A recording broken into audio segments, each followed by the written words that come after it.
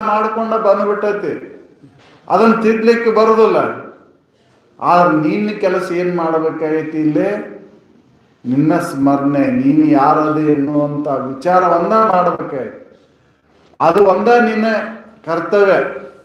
ಬೇರೆ ಕರ್ತವ್ಯ ಕರ್ಮಗಳು ನಿನಗಿಲ್ಲ.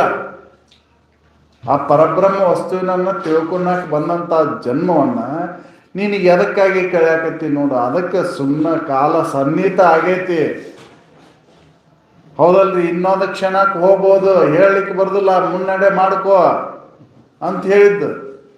ಅವಕಾಶ ಸಿಕ್ಕೈತಿಗೆ, ಹೌದಲ್ರಿ?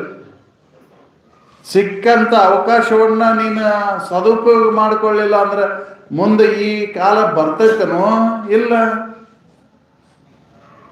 ಪ್ರಾರಬ್ಧ ಏನ್ ಮಾಡಾಕಸ್ತೈತಿ ಹೇಳಲಿಕ್ಕೆ ಬರೋದಿಲ್ಲ. ಮುಂದೆ ಆಗಾಮಿ ಏನಾಕೈತಿ ಗೊತ್ತಿಲ್ಲ, ಹೌದಲ್ಲ? ಸಂಚಿತದೊಳಗೆ ಏನೇನದಾವೋ ಗೊತ್ತಿಲ್ಲ. ಅದಕ್ಕೆ ನಿನ್ನ ಕೆಲಸವನ್ನು